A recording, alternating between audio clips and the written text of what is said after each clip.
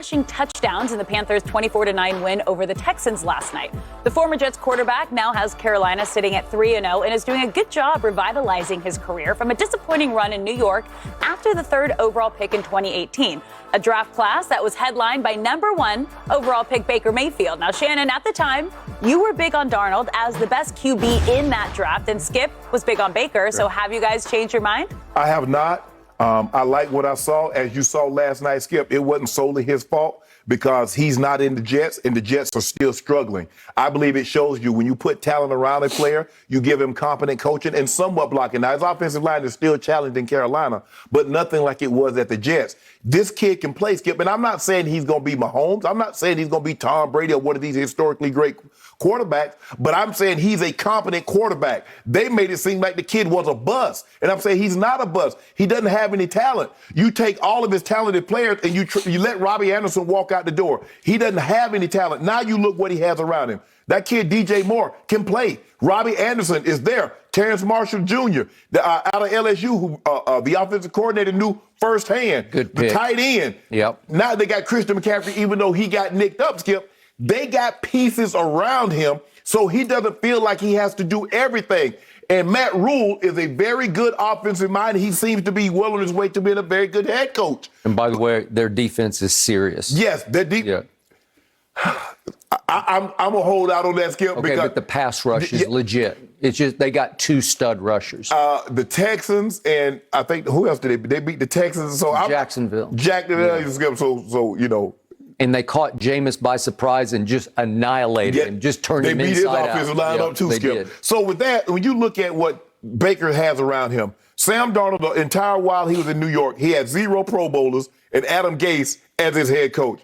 Baker's had 7 selections. Jarvis has 2, Batonio has 3, Chubb has 2. So, Skip, if you surround him now, they also gave him OBJ. They also added Kareem Hunt. They also gave him Austin Hooper. The best offensive line in football, an outstanding defense to back him up. So when you give Sam Darnold that, Baker has always had more talent than this kid. You go back to Oklahoma and look at the talent around him and go to USC and look at the talent around Sam Darnold. So for me, Skip, I think he's acquitted himself. I'm not ready to say they're a playoff team, but I think he's showing people that if you surround a young player with talent and you give him time, Skip, he can be well. So don't give up on these young quarterbacks that's out there now, Skip. We look at Lawrence and we look at Wilson and we look at some of these others.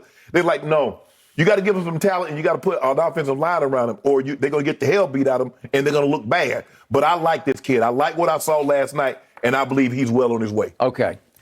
Let's start at the sort of bottom, so to speak, of the quarterbacks picked. Okay. There was this kid named Lamar Jackson. Yes.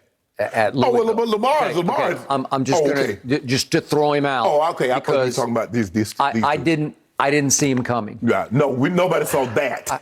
I watched him against Deshaun at Clemson, and he fell apart at the end of the game, and I was like, I don't know. I'm just not sure. Can he stay healthy? Because running wise, and he was a pinpoint accurate passer, right? But he didn't seem to have his big arm. That now he's got a big arm, right. To me, plenty enough arm. Right. Okay, so nobody saw exactly that. Maybe Ozzie did, as in Ozzie Newsome. Yeah, well, Ozzie, clearly he saw it. Your personnel director, who's now sort of graduated upstairs. Yeah. He got a big office. Okay, so we know about Lamar, but I'm going to put him in context here. You have had your issues with him. Right. Can you be consistently accurate throwing the football? Can you win games throwing the football? Right. You've been unsure about it at certain stages. I have, but I would still take Lamar over Baker. Okay, I made that clear. It. But let's be clear about what Lamar's done. In the postseason, he is 1-3, right. And the 3 were stinkers, right? Against Mahomes, he is now 1-3 because he lost the first 3 badly. Right. Okay, so the point is, at the highest levels, he hasn't been great yet. I thought he was great the other night because I don't know how they came back and won that game, and yet they wouldn't have won that game if Edwards-Helaire had not gotten stripped with 1 minute and 29 seconds left, because the game was about to be way over. Well, think about what your guy had. Your guy had them down 22-10. Baker had Patrick Mahomes down 22-10. He did. They came back and won. Okay. Patrick Mahomes had Lamar down by 11. And then that guy came back and won. And also, before I get to my man Baker, Josh Allen has been very good, better than I thought he would be. Yes. I'm still not completely sold. I need to see him at the highest level. Right. We'll see. He's gotten to pretty high levels. Yeah, he got the championship game last year. And yet, in that game, he wasn't very good. Now back to Baker.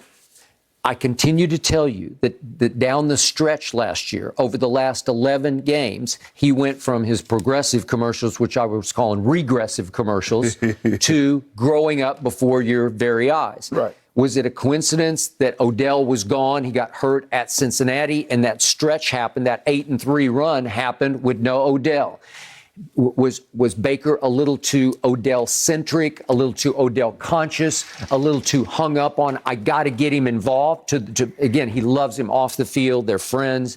And did that hurt his distribution of the football? Did he hold the ball too long trying to get it to Odell? I say yes. But over that stretch, he was 20 touchdowns to only 3 interceptions. And over that stretch, your favorite website, Pro Football Focus, graded him the 4th best quarterback in pro football behind your man Aaron Rodgers, Deshaun, and my man Brady. 4th in that stretch.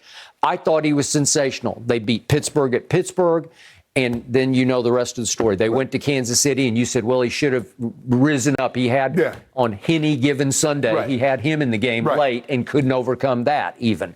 Okay, so I got that. But my gut tells me that Baker will prove to be the best in this draft class, and I'm not going to back off that because as well as Sam Darnold has played so far, and I give you new cast of characters that's much better than the supporting cast in New York. I give you that. Okay. But I can't give you Jacksonville. And again, Jameis just unraveled. Like that was as bad as I've ever seen Jameis play, including the bad games at Tampa. Because they got shell-shocked. They weren't ready for it, and it was an onslaught.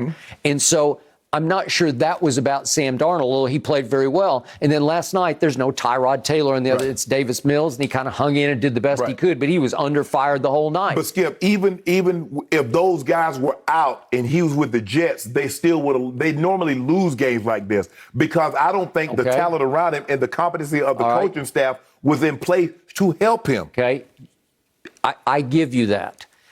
Gut feeling on your man, Sam Darnold, and everybody's man, because most people, the consensus was he should have gone first in the draft, right? That's all I ever heard. And I think a lot of people are rooting for him in the analytics business because they put their reputations on the line and they're saying, aha, now you're seeing what he should have been if he'd gone to a better team. Okay, what do I see from him even last night against the Texans? He never looks comfortable to me in the pocket. With that offensive line, he shouldn't be. All right, but again, he doesn't have natural pocket poise. He never seems completely in command. Even when he had time to throw, he's helter-skelter to me. His body language is a little nervous to me. And he made some great throws last night. He made a couple of third down throws where I said, that's big time. Yeah, well, Skip, he missed a couple of throws early on. He did. He thought it was cover 2 and it was quarters coverage. The safety was closer and it wasn't split safeties. They were hash safeties and he missed it. And then they came right back to run a similar play and it's too deep perfect. He should have hit the tight end and he didn't. He didn't. These are the most troubling spots to me beyond what you just detailed. I've always said that even at USC, when I watched him a lot, he was a mistake maker. He would turn the ball over when you least expected it. 5:47 last night in the second quarter. They're up 7-0, only 7-0. And at the Carolina 29, he got rocked. And he lost the football. And he was lucky that his center fell on the football because if he doesn't, they're going to have the ball at Carolina's 29 with a very short field. Okay? And here comes the second one. 19 seconds left in the half at his own 28-yard line. He gets stripped again. He gets stripped. He does not see eyeside pass rusher and gets stripped, and his center recovers it again and saves the day, or they would have had a short field goal at the end of the half. The score at that point was only 7-6 Carolina. But if you notice, Skip, the difference is you see how he has the ball holding down here, and what they teach you is to hold the ball here. Okay. And that's something that he's going to, I'm sure Matt Rule is going to stress that with him when they reconvene, probably on Monday. He's like, I'm going to need you to, Skip, you got to protect. You got to protect the ball. Okay, I got it. But what I'm saying is they were very fortunate that they dodged those 2 bullets because the game was in Houston. and the crowd's not real into the home team because they got the Deshaun cloud hanging Right. over the franchise, Right. and Tyrod can't play, and you got a rookie from Stanford, third Right. rounder playing, who's got some ability, but he was a little over his head last night. Well, Skip, it's hard to evaluate him when the Yep. offensive line, I then he know. goes They back, just and as soon as he takes his last step, Okay. I mean, I got Skip, it. he taking shots like that. I'm not so sure some of those shots would have been targeted in college. But if they could have taken it home on a short field at 7-0 and Yeah. tied it, the crowd's going to get in the game. Right. And if they could have cashed in a late field goal in the second quarter, who knows? They could have gone to half